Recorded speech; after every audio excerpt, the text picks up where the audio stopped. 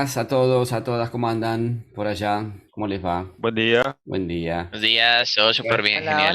hola. Apaguen las cámaras, apaguen las cámaras. Necesito que prendan las cámaras los que tienen algún hobby. Algún hobby. Hola, ¿qué tal? ¿Qué hobby Eh, tenés?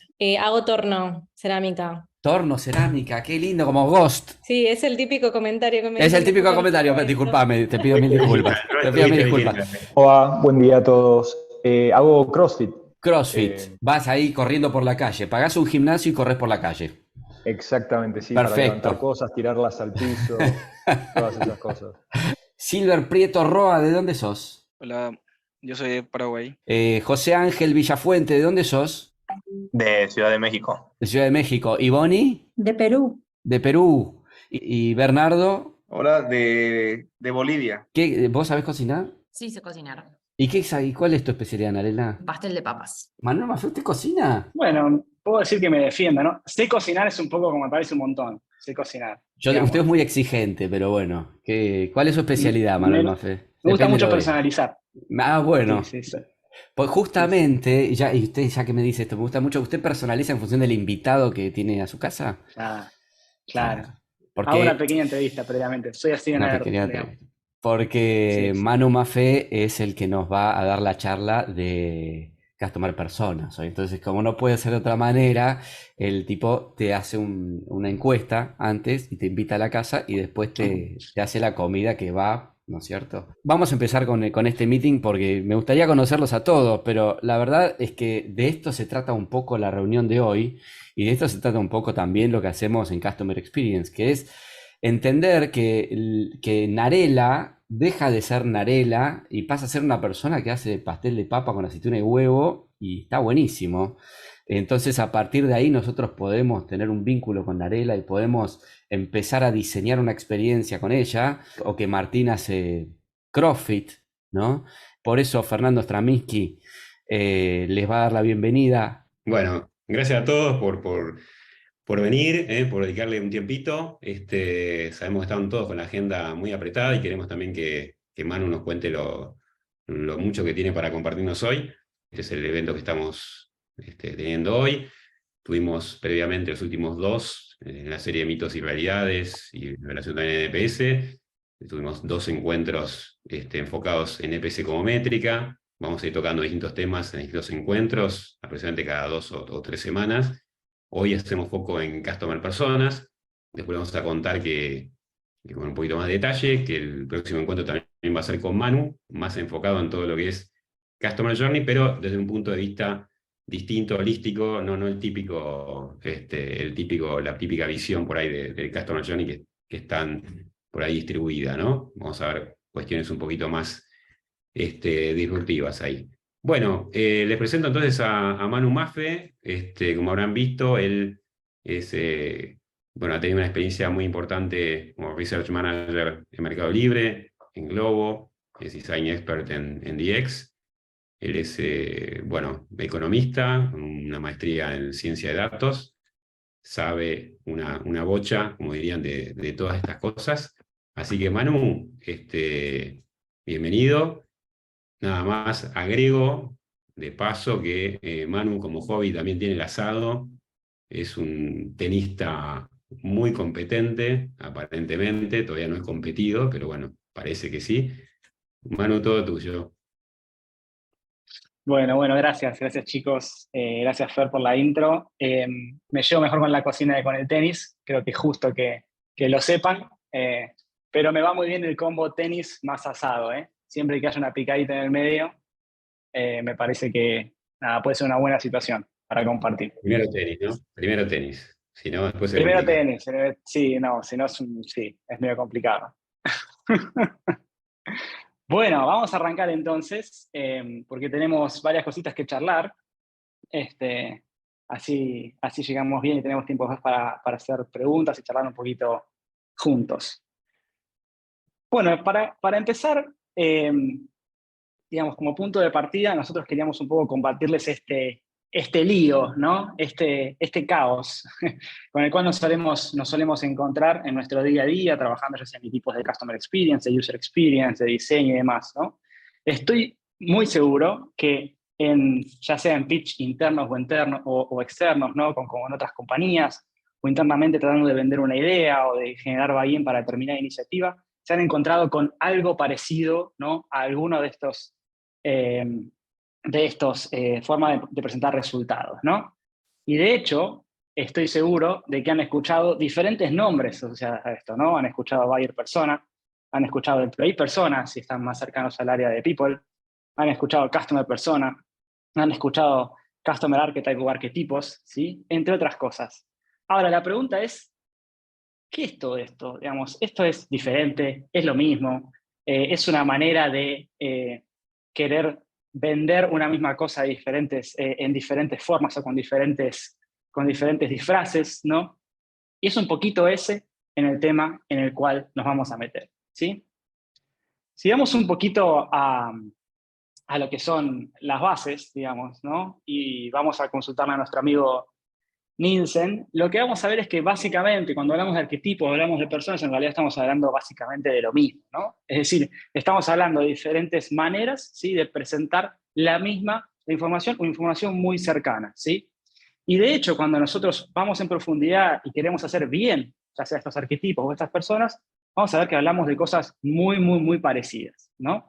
Entonces, un poquito acá la idea es entender, bueno, en qué son tan parecidas, en qué se diferencian, en qué casos empezar a usar uno u otro, ¿no? En función también del ambiente en el cual estemos colaborando, de la organización en la cual estemos trabajando, ¿no?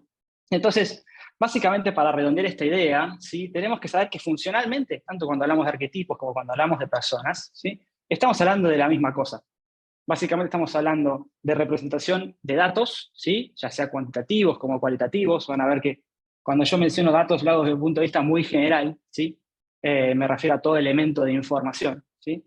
Que hace referencia a comportamientos, a actitudes, a motivaciones, a objetivos que tiene una persona usuaria, un cliente, y por supuesto a puntos de dolor, ¿sí? A determinadas barreras con las cuales se encuentra a la hora de cumplir esos objetivos, traccionado por estas motivaciones que tiene, ¿sí? Pues esta es la columna vertebral, estas herramientas sobre las cuales vamos a charlar hoy. Bien, entonces, decíamos, arquetipos, personas, ¿qué es esto? Bueno, básicamente un resumen de información, ¿no? Respecto a nuestras personas usuarias, nuestros clientes, nuestros colaboradores, en el caso de hablar de Employee Experience, ¿no? Resumiendo comportamientos, actitudes, motivaciones, objetivos, puntos de dolor, ¿sí? Ahora, ¿en qué cambian? Bueno, cambian fundamentalmente en el foco, ¿no? No sé si se han encontrado con este tipo de outcomes en su día a día, en las compañías en las cuales trabajan, pero dependiendo un poquito del foco que le queremos dar a cada outcome y de la audiencia que tengamos de otro lado, vamos a poder elegir, muy probablemente, obviamente, si tenemos awareness sobre esta diferenciación, vamos a poder elegir entre ir por un lado o ir por el otro. Cuando hablamos de arquetipo, básicamente estamos hablando de un outcome, ¿no? De una forma de presentar determinados resultados, que está más centrado en lo que son los principales aspectos ligados al comportamiento, ¿sí? De una persona. Fundamentalmente, sus necesidades y cómo se comporta acorde a estas necesidades que tiene. Complementariamente, cuando hablamos de lo que es una persona, ¿sí? Seguimos manteniendo este foco en el comportamiento, sí, pero nos movemos un poquito más hacia el lado de la empatía, ¿sí? Vamos un poquito más hacia ese insight, digamos, que viste este comportamiento, ¿sí? Y buscamos generar una pieza de información, ¿sí? Una pieza para compartir resultados que busca hacer esta data un poco más memorable, un poco más empática, ¿sí? Para la compañía. Por eso es que vamos a ver que hay diferentes componentes, ¿no? que juegan acá, y vamos a ver que no son en algún punto la misma cosa, al menos visualmente, ¿no? ¿Qué vamos a ver en cada caso? Cuando hablamos de arquetipos, bueno, vamos a ver por lo general una representación más abstracta, ¿sí? Bien general, de lo que tiene que ver el comportamiento de una persona, ¿sí? De lo que son sus principales necesidades y de lo que los motiva. Ahora, esto ya lo dijimos, pero ahora cuando nos movemos al universo de las personas, vamos a ver que vamos a meter algunos condimentos acá, ¿no? Vamos a meterle otros gustitos a este outcome, ¿no? Que nos van a permitir hacer esta información un poquito más cercana. ¿Y qué pasa con esto? Bueno, acá empiezan a entrar en juego determinados nombres, ¿no? Que le ponemos a la persona, determinadas fotos que elegimos para representarla. Vamos a, idealmente, hacer una potencial biografía, ¿sí? De esta persona, entendiendo un poquito su trayectoria, entendiendo qué cosas de su trayectoria explican sus comportamientos actuales, entendiendo qué proyecta, ¿sí? Y a qué se dedica. Y también vamos a meter otras características personales, como pueden ser gustos e intereses, ¿no? Lógicamente dependiendo del objetivo de negocio que esté detrás, pero muy probablemente estos gustos e intereses nos den un cuadro general, ¿no? de este perfil sobre el cual queremos diseñar acciones, básicamente, o iniciativas, ¿no? Y nos permitan conectar más rápido con esta persona para la cual estamos diseñando. Ahora bien, ya sabemos que no son exactamente lo mismo, si bien comparten su core, y entonces puede surgir la pregunta, ¿no? De, bueno, Manu, ok, lo entiendo, pero ¿cómo elijo? Digamos, ¿no? ¿Qué hago? Depende de la información que tenga, depende de cuán divertido quiero que sea mi outcome, ¿de qué depende esto? Y fundamentalmente, esto depende en realidad de dónde estemos situados, ¿no? O sea, de la organización con la cual o para la cual estemos trabajando, ¿sí? Si estamos hablando de organizaciones que de repente podríamos decir son un poquito más inmaduras en términos de customer centricity, client centricity o user centricity, vamos a, tal vez sea más conveniente, ¿no? Ir por el lado de arquetipos, ¿no? ¿Por qué quiere decir esto? Bueno, porque muy generalmente en este tipo de organizaciones de repente nos encontramos con equipos más enfocados en el producto que en el usuario, ¿no? O con de repente líderes un poquito más escépticos respecto a fuentes de información cualitativas, ¿sí? Entonces el arquetipo, al plantear un producto un poquito más abstracto y un poquito más ligado como a grandes líneas de acción, suele tener un poco más de buy-in, ¿no? Entonces nos ayuda más a generar esos ámbitos de acción, de toma de decisión que queremos impulsar con este tipo de herramientas, ¿no? Diferente son los casos donde de repente tenemos equipos que ya están más maduros en la práctica del CX o del UX, ¿no? Y de repente queremos usar esto como una invitación para empatizar, ¿no? Queremos empezar a hacer foco en la narrativa, en las historias. Y, por supuesto, esto es muy útil, hablando de las personas, ¿no? Y cuando agregamos estos condimentos, cuando queremos brindar un punto de referencia recurrente para el diseño, ¿no? Acá sí hay que tener dos cosas en cuenta. Primero que para que una persona o un arquetipo, cualquiera de los dos, sea exitosa, obviamente hay cuestiones metodológicas que considerar y las vamos a ver en un ratito, sí, seguro, pero también hay cuestiones ligadas al proceso, ¿no? ¿Qué quiere decir? Muy probablemente, si un user persona, customer persona o un arquetipo tiene un foco muy general en el sentido de quiero hacer arquetipos para toda mi compañía, para toda mi cartera de clientes, muy probablemente sea poco accionable esa persona, ¿sí? Esto quiere decir que esa persona, cuanto más se centre a una vertical particular del producto, a un segmento específico de clientes o a cuestiones más ligadas a la ejecución, ¿sí? De esa compañía, va a ser más accionable y va a dar un input más claro para diseñar acciones. Y a su vez hay un segundo punto clave en este proceso que tiene que ver con la co-construcción, ¿sí?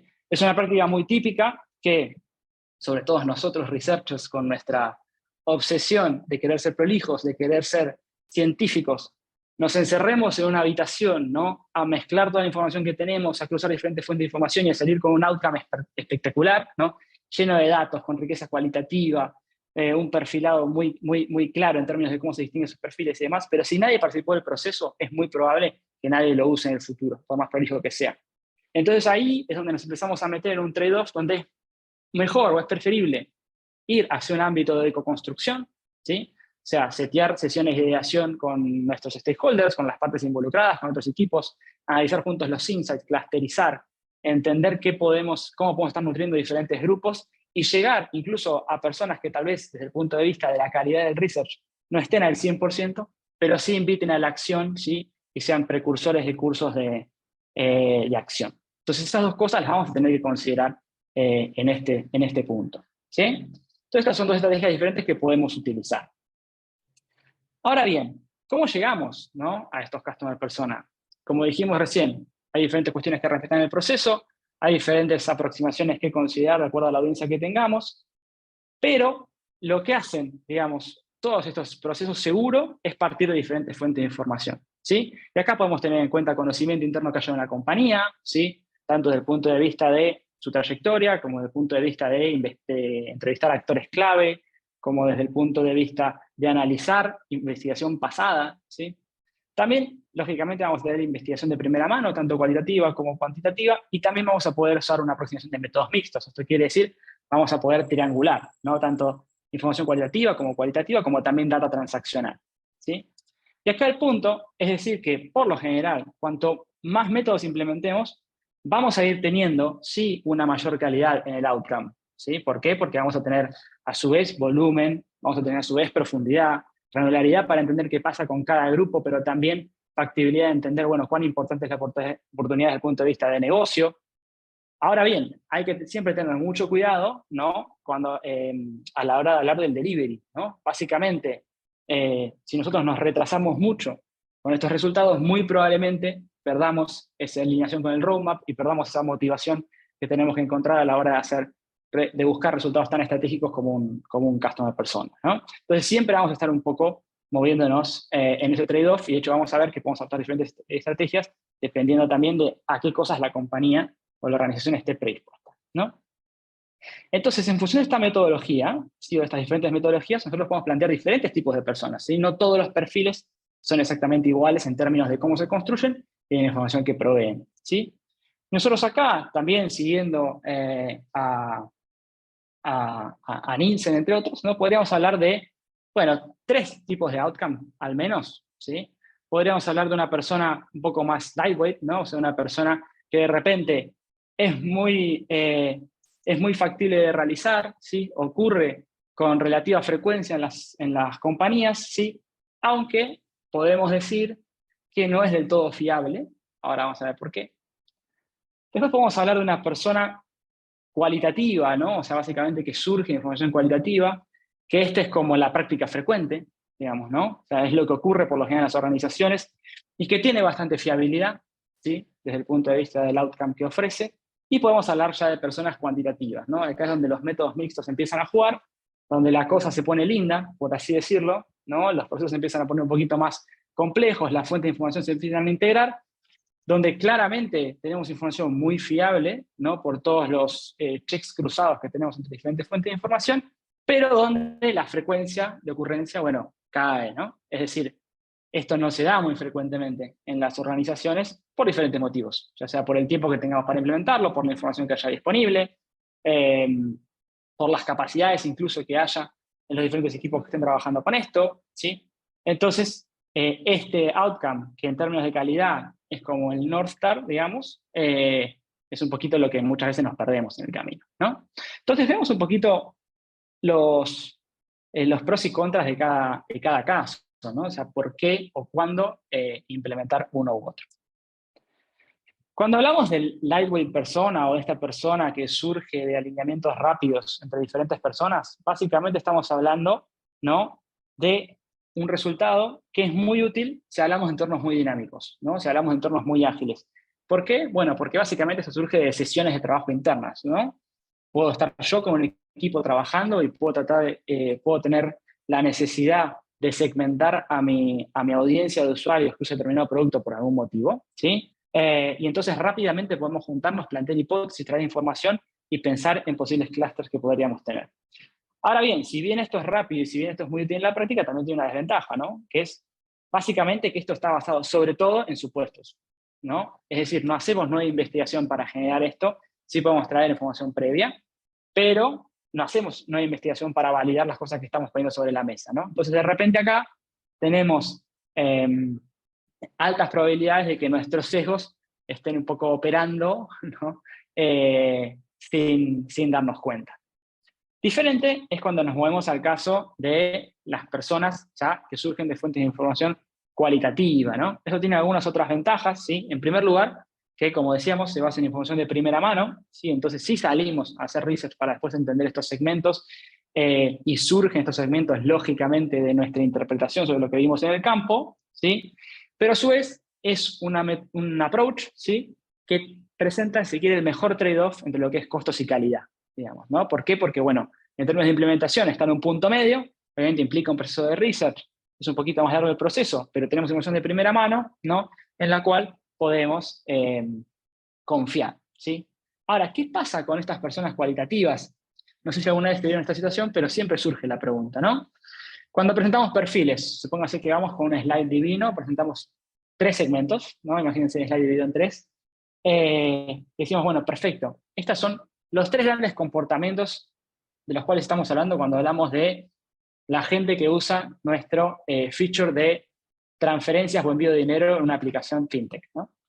Perfecto. Y del lado del negocio puede venir la pregunta, ¿y a cuál le tengo que prestar más atención? ¿Dónde tengo mi mayor base de usuarios? ¿No? ¿Quién está teniendo una peor experiencia? Y ahí ya es muy difícil, ¿no?, dar esa respuesta con esta información cualitativa. ¿Por qué? Porque básicamente no tenemos un instrumento para priorizar. Podemos mapear, sí, los pain points de cada una de estas personas, pero no podemos decir, bueno, mira, este segmento tiene un NPS más bajo que este, o este segmento tiene un CSAT más bajo que este respecto a determinados productos, o este segmento tiene una experiencia pésima, tiene muchísimos puntos de dolor, pero representa solo el 3% de tu base de usuarios. Entonces tal vez la oportunidad está del lado del otro segmento, ¿no?, que tiene mayor volumen. Y acá es cuando nos pasamos al tercer segmento, que sí nos da respuestas respecto a estas preguntas, que tiene que ver con las personas cuantitativas, ¿no?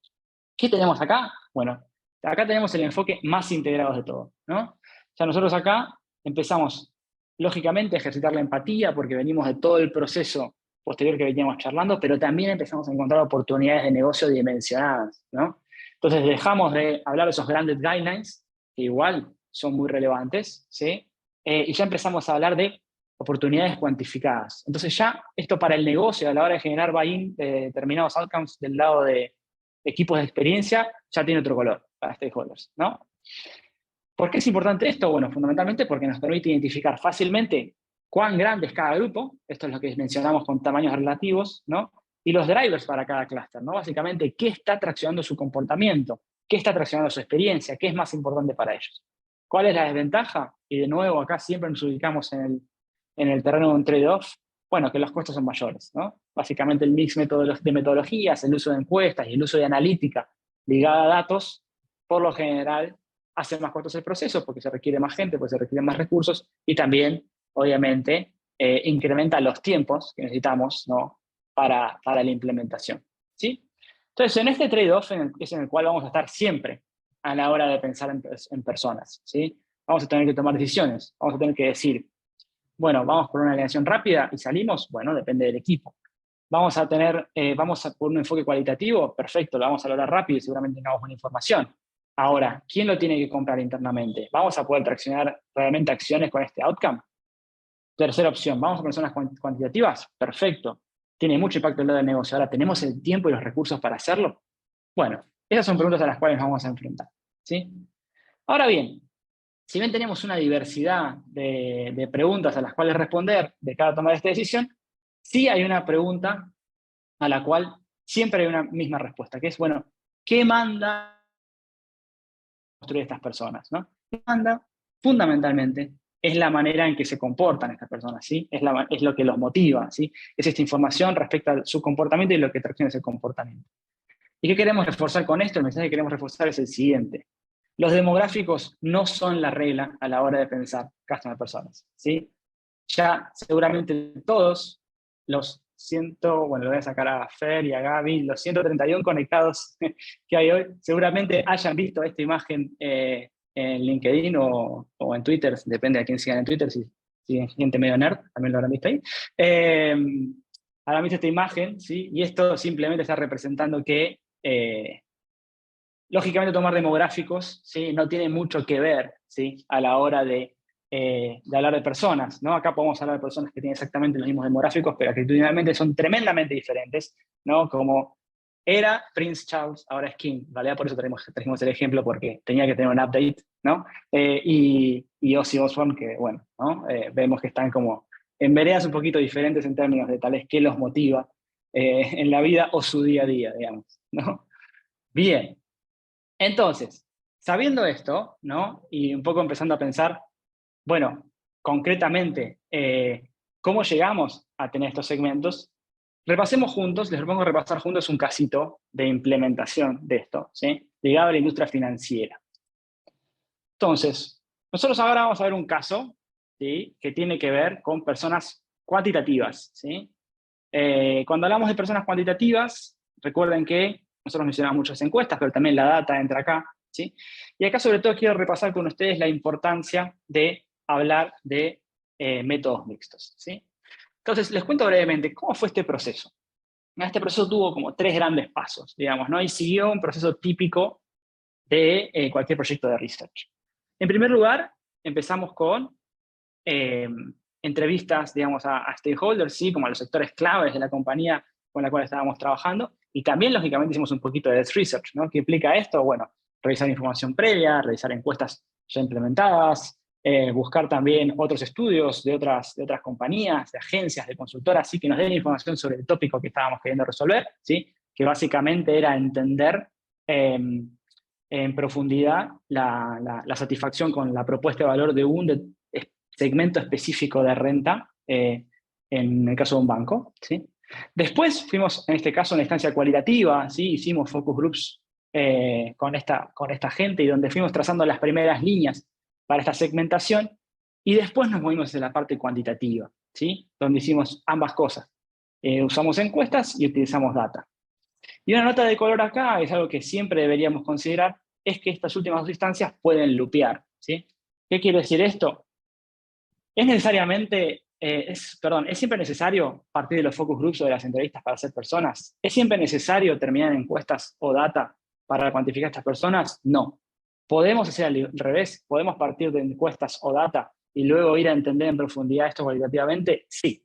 ¿Sí? O sea, ambas cosas se pueden implementar y depende de varios factores, pero sobre todo depende de la disponibilidad de información que tengamos en la organización y los recursos que tengamos a la mano, ¿no? Si de repente estamos en un entorno ágil de desarrollo de producto y necesitamos empezar a entender en profundidad estos clústeres, pero no tenemos el input necesario del lado de data o los recursos para implementar una encuesta rápido, ¿sí? Bueno, es mucho más que válido salir a hacer research cualitativo, sobre eso trazar hipótesis mientras vamos acomodando lo otro para después dimensionar. Y lo mismo al revés si tenemos ya los recursos a la mano, ¿sí? Entonces acá, digamos que priorizamos siempre el pragmatismo por sobre el dogmatismo, ¿no? Digamos, siempre vamos a adaptar esto acorde a cada necesidad, obviamente respetando la calidad metodológica que tengamos que respetar. Entonces, ¿qué pasó en este caso? Bueno, solo para que tengan una idea, ¿qué hicimos en la primera instancia? Bueno, definimos lógicamente el problema en conjunto con stakeholders, ¿no? Definimos las preguntas de investigación, el scope de este discovery, ¿no? A su vez revisamos literatura, planteamos las hipótesis que queríamos corroborar, ¿sí? Y con esto nos movimos hacia adelante. Ya después de una instancia de focus group, bueno, hicimos un poquito de entendimiento en profundidad sobre el uso de los productos, ¿no? Sobre los objetivos finales que había detrás de estos usos, sobre qué estaba motivando estos usos y también qué barreras, qué fricciones, qué puntos de dolor aparecían en este camino, ¿no? Y complementariamente, como parte final de este proceso de relevamiento cualitativo, fuimos a definir las variables críticas que nos podían ayudar a una potencial segmentación, ¿no? Esto básicamente implica hacer el match entre estas hipótesis que tenemos desde el punto de vista de las motivaciones y lo que está traccionando el comportamiento y cómo esto se expresa concretamente en el comportamiento, ¿no? Y haciendo un poquito de spoiler de lo que vamos a ver, nosotros podemos ver, por ejemplo, en un clúster, cierta desconfianza o mucha desconfianza respecto a canales digitales de gestión, ¿no? En productos financieros, ¿no? Porque, por ejemplo, hay riesgo a estafas o hay riesgo a que se caiga el sistema o determinadas cosas que hacen que vos sientas que vas a perder tu dinero, ¿sí? Y eso yo lo puedo expresar en un montón de variables comportamentales, ¿no? Lo puedo expresar en uso de canales digitales, lo puedo expresar en retiros de efectivo, ¿no? Puedo incluso ver el tiempo que ha transcurrido entre el ingreso de dinero y el retiro de ese efectivo para entender si eso se ve reflejado también en cuán tolerante es o no la persona a tener ese dinero en la cuenta a la vista, bueno, entre un montón de otras cosas. Entonces se trata de hacer ese matching, ¿sí? ¿Para qué? Bueno, para en tercer lugar, ya definir concretamente ¿no? la medición y hacer un ejercicio de clustering sobre la data, tanto declarativa como comportamental, ¿sí? Pero nunca perder de vista esta definición comportamental desde el punto de vista del lenguaje del cliente, de la persona usuaria, ¿no? O del colaborador, dependiendo del tipo de proyecto en el cual estemos situados, ¿sí? Entonces es un poco el framework que sigue este tipo de procesos. Ahora, ¿qué pasa con toda esta información, ¿no? O sea, ¿cómo esto después se desenvuelve en la realidad? Bueno, muy probablemente lleguemos a algo así, ¿no? O sea, al final del recorrido, ¿no? Nosotros lo que vamos a poder hacer es, lógicamente, tener una clusterización a partir de cierta proximidad de puntos de datos, ¿no? O sea, técnicamente esto es no más que eso, ¿no? O sea, cada persona es un punto de datos, sí, que se sitúa en un determinado lugar en un mapa y en función de cuán cerca esté de personas similares y cuán lejos esté de personas disímiles, vamos a tener cierta segmentación. Una cosa que hacemos metodológicamente es disponer, si quiere, de estos grupos y estos partes de ejercicios de clustering en componentes principales, ¿no? Que básicamente nos ayudan a entender, bueno, qué está pasando detrás, por qué se distribuyen así, qué es ese grupo verde que está ahí, digamos, ¿no? Y entonces, en base a estos comportamientos, estos componentes principales, nosotros vamos a poder ver, por ejemplo, que, bueno, el componente 1, de repente en un extremo, tiene el hecho de tener una mayor edad, ¿sí? Y en el otro tiene la preferencia por la autogestión, ¿no? Entonces esto pasa a ser un eje bastante lógico, bastante intuitivo, ¿no? En el sentido de, bueno, sí, espero que la gente más joven se autogestione y la gente mayor de repente deje esos canales de autogestión para querer ser asistido, ¿no? A su vez, en el eje 2, o sea, en el eje vertical, vamos a ver que tenemos en primer lugar un comportamiento de extremo superior, digamos, ¿no? Un comportamiento ligado al uso efectivo. En el extremo inferior, un comportamiento ligado al uso de instrumentos de crédito, sobre todo tarjeta, y al uso de instrumentos de inversión, ¿no? Entonces acá yo ya me puedo ir imaginando de qué va esto, ¿no? Es decir, bueno, ok, tengo gente que está del lado de tener una mayor edad, no autogestionarse, pero invierte, ¿no? Después tengo gente de menor edad, pero algunas invierten o usan crédito y otras no. Y acá es donde la información cualitativa empieza a jugar, ¿sí? Donde empezamos a poder explicar realmente esos comportamientos.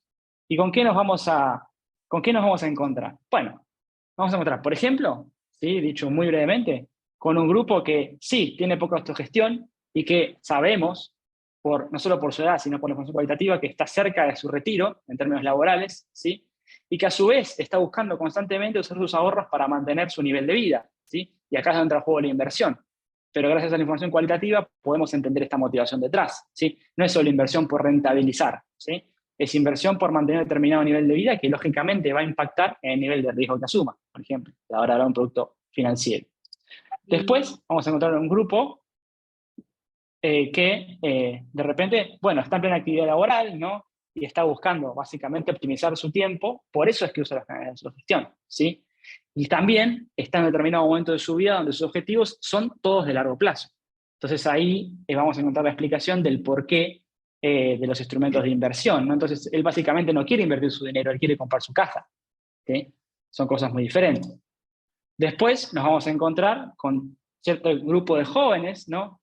Que sí valoran los canales de autogestión, pero de manera diferente. No es que buscan actuar más rápido, ¿sí? Y ganar foco o tiempo para otras actividades en su día a día, ¿sí? Lo que buscan es tener una guía, ser acompañados, ¿sí? Y acá vemos, por ejemplo, que hay menor uso de crédito, básicamente porque no quieren endeudarse, porque tienen miedo, ¿sí? Y vamos a tener un cuarto grupo que también está en plena actividad laboral, pero ya con menores recursos viven en el día a día, ¿no? Y de repente esto alimenta un temor para el uso de todo medio de pago o medio de ahorro digital, ¿sí? Por el miedo a la pérdida, ¿sí? De esos recursos que va ganando, ¿sí? Y lo mismo ocurre con canales digitales de atención, ¿sí? Por miedo a estafas. Entonces, de repente acá tenemos 4 grupos que son completamente diferentes desde el punto de vista del comportamiento, pero también desde el punto de vista del cómo, ¿no? O sea, básicamente de qué, o del por qué, básicamente de qué explica ese comportamiento. Y si vamos un paso más, ¿sí? Ya un poco para ir cerrando, ¿sí? Un punto importante es entender, bueno, no solo qué lo motiva, sino también el cruce con determinadas métricas, ¿no? Donde acá empieza a jugar tanto la estadística descriptiva como las test de hipótesis, ¿no? De repente vamos a poder ver que sí, hay diferentes clases que tienen diferentes tamaños, pero también que, si complementamos esto con encuestas, tienen diferentes experiencias, ¿no? Básicamente, podemos detectar que hay clústeres que tienen diferentes, por ejemplo, NPS o diferentes CSAT, dependiendo del programa de voz del cliente que tengamos implementado y demás. Entonces vamos a poder hacer ese diagnóstico seguramente con mucha precisión, ¿sí? Y un poco cuando empezamos a tener todo esto junto, ¿sí? Es cuando llegamos realmente a donde queríamos llegar, ¿no? Que es básicamente un perfilado, ¿sí? De estas personas, ¿sí? Básicamente, acá estamos hablando de un esquema más cercano a lo que sería un arquetipo, ¿no? Vamos a ver que no hay determinados elementos de empatía entrando a jugar, ¿sí? Pero sí, por el tipo de organización de la cual se trataba, pero sí vamos a ver que es un perfil muy claro que sí invita a pensar determinadas acciones, ¿sí? Y este es el recurso que deberíamos utilizar constantemente, ¿sí? Como punto de referencia recurrente en nuestros procesos de ideación, ¿sí? Así que este es un poquito el camino que Perdón, recorremos. Sí, te interrumpo un segundito, estamos ahí con el tiempo justo, pero hago por ahí una aclaración por las dudas. Cuando vos comentaste, cuando empezaste a mostrar la información más cuantitativa de clustering, ¿no? Donde contabas que cada uno de esos puntos podía ser una persona, o sea, un potencial, supongamos un cliente, está representado ahí. Pensemos que, digamos, ahí hay una representación bidimensional, pero uno podía estar planteando de que, bueno, en esa base de datos tendrías, digo, para tratar de visualizarlo, ¿no?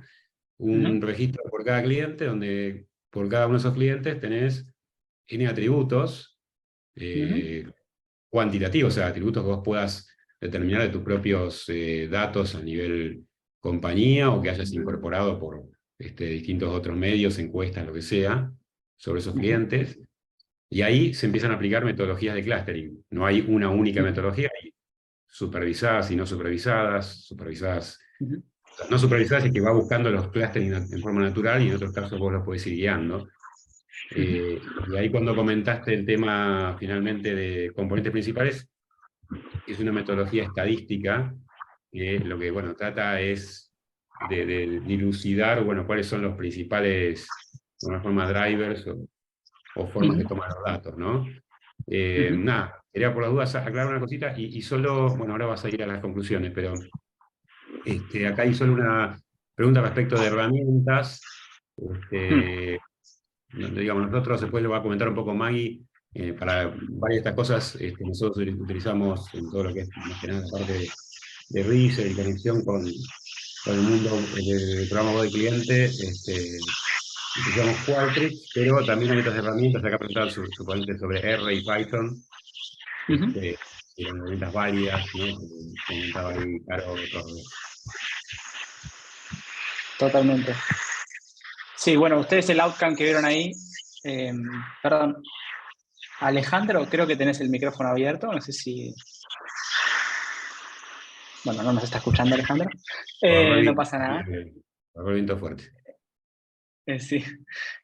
Sí, bueno, el outcome que ustedes vieron ahí, ese ejercicio de cluster en particular, estaba hecho en R. Obviamente podemos usar cualquier tipo de herramienta de análisis de datos que dispongamos, ¿no? R, Python, incluso aquellas que no se codea. Bueno, para los que vienen de las ciencias sociales, SPSS es un recurso, obviamente. Después también hay otras como Orange, digamos, que son más drag and drop, en la serie de herramientas. El punto siempre es, en estos casos, digamos, ¿no?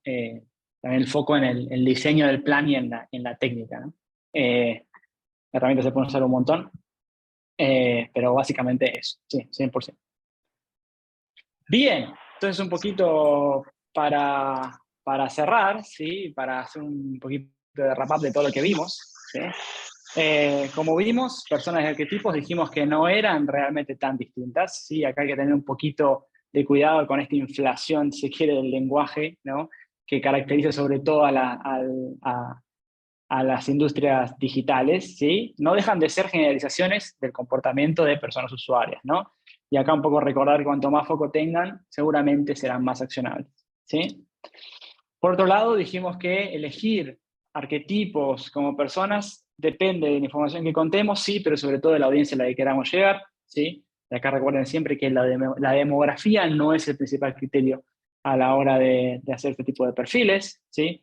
A su vez vimos que metodológicamente podemos llegar a esto de diferentes maneras, ¿sí?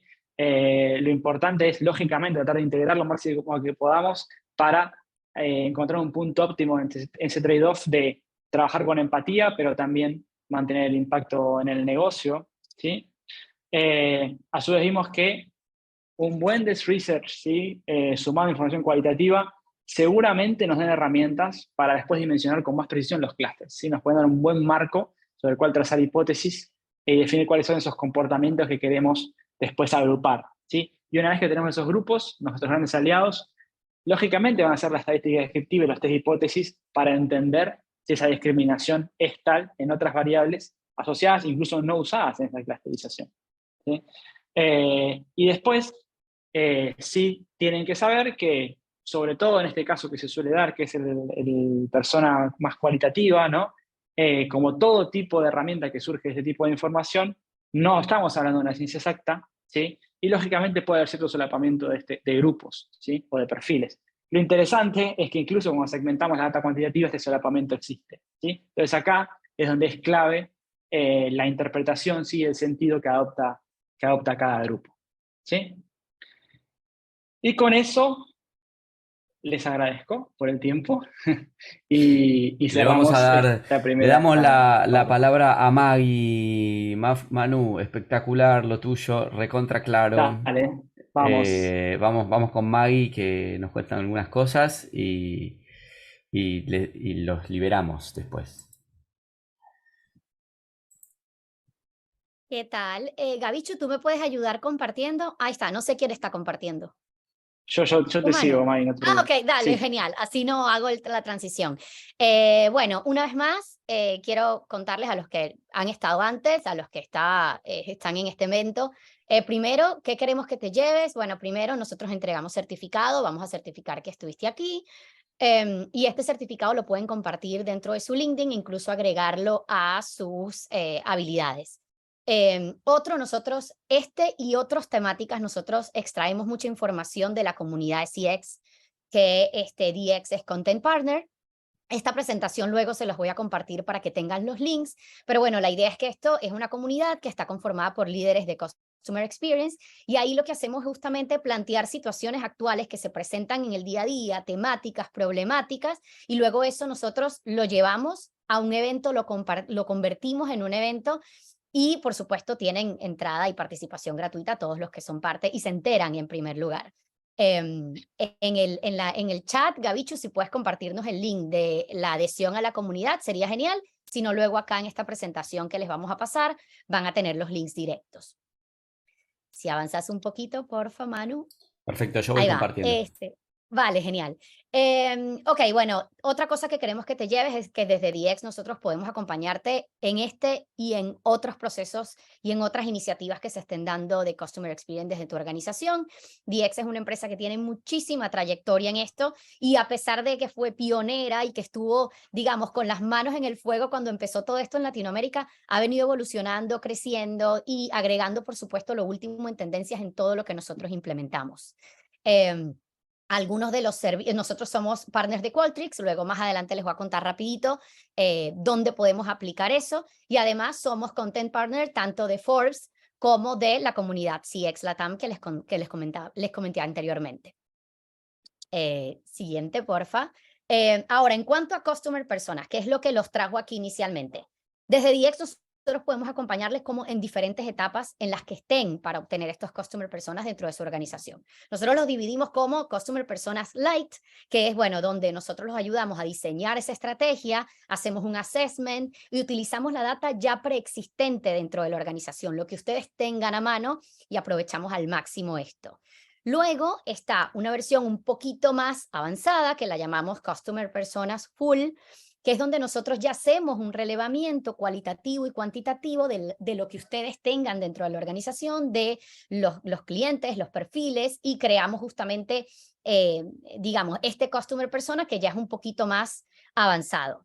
Tanto en esta parte como en la siguiente, que es Customer Persona, que ya utilizamos herramientas de inteligencia artificial y hacemos ese mix de metodologías entre Data Science, análisis cuantitativo y cualitativo. Ahí entra nuestro partnership con Qualtrics, que no solamente tienen el beneficio de que nosotros los acompañaríamos para implementar esta herramienta y sacar el máximo provecho, sino que además, haciéndolo a través de nosotros, todo lo que son las licencias de Qualtrics tienen un precio especial y tienen un beneficio, digamos, económico de esa implementación. En cualquiera de estas tres etapas que se encuentre su empresa, nosotros de DX podemos apoyarlos. En la encuesta que vamos a compartir, que de hecho Gabichu les está poniendo el QR en el chat, y acá se los pongo más adelante, nosotros les vamos a hacer una serie de preguntas como para entender en qué posición se encuentra actualmente su empresa. Y si en alguna de esas situaciones en las que se encuentran nosotros podemos colaborar, nosotros les estaremos enviando información y contactándolos como para saber, bueno, mira, vamos a sentarnos, vamos a entender qué necesitas, vamos a ver cómo podemos avanzar desde allí. Si avanzas un poquito más. Obviamente esto no es lo único que hacemos, ese es el foco de Customer Personas, pero hay una serie de servicios que ofrece DX desde el mundo de Customer Experience, en diagnóstico, desde el punto de vista de estrategia, desde el diseño de de arquetipos, de customer, de employee journeys, toda esta parte la hacemos también. La implementación, que no es solamente que brindamos una asesoría y te decimos, bueno, mira, aquí está lo que nosotros obtuvimos, sino que a la hora de implementar y de accionar sobre esa data, nosotros también podemos ayudar. Todo lo que les comenté anteriormente en lo que tiene que ver con tecnología, o sea, utilizar todas las últimas tendencias, inteligencia artificial, modelos predictivos del NPS, todo eso lo trabajamos dentro de DX.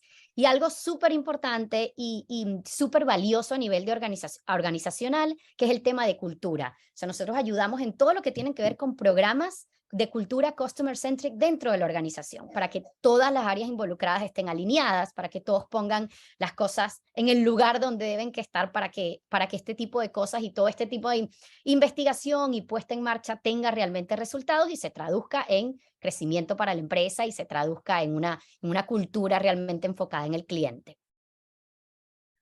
Siguiente, porfa. No sé quién es mi asistente, pero yo digo siguiente. Bueno, hay muchísimas organizaciones por las cuales hemos hecho esto. Como pueden ver, están en variadas industrias y diferentes verticales. Estoy segura que algunas de estas toca a los participantes que están acá, así que sin temor, si no lo vieron aquí, no son nuestros únicos clientes, son los que estamos trayendo para esta presentación. Así que si tienen alguna duda con respecto a su industria, con respecto a su vertical o con respecto a alguna ayuda específica que ustedes necesitan de nosotros en el área Customer Experience, siéntanse libres de contactarnos y de consultar y con mucho gusto les vamos a responder. Un poquito más. Bueno, esto se los voy a dejar para compartírselos en la presentación. Fer no le gusta que hablen de él, pero la verdad es que la trayectoria de Fer es algo súper valioso y es el principal asset que nosotros tenemos dentro de la organización, porque él además se involucra con cada uno de los clientes que trabajamos. Y bueno, tiene, ahí está, un montón de años de vida y un montón de años de experiencia también. Así que bueno, esto se los me dejo. mataste, Maggie, me mataste. No importa, pero no parece, con el filtro de Zoom no se ve, Fer, tranquilo. Pero bueno, esto es algo que vale la pena poner sobre la mesa porque no siempre se consigue una persona que haya estado como desde los primeros implementaciones de Customer Experience en Latinoamérica, cuando ese concepto era un bicho raro acá, pues Fer ya estaba creando unidades completas dentro de organizaciones tan grandes como DirecTV. Y siguiente, me parece que lo que viene es el QR, que bueno, ya se los había compartido en el chat, se los dejo también por acá para escanear con su cámara. Igual les vamos a estar pasando por correo a los correos que ustedes registraron esta información de la encuesta, para bueno, enterarnos un poquito de quiénes son ustedes, más allá del poco tiempo que tuvimos para compartir. Perdón que fui súper rápido, pero quiero respetar los tiempos que nosotros acordamos y bueno, creo que llegué en punto. Gracias a todos por haber venido. Foto. Buenísimo, muchísimas gracias a todos, Fer. El próximo evento será el 23 de este mes. Adiós.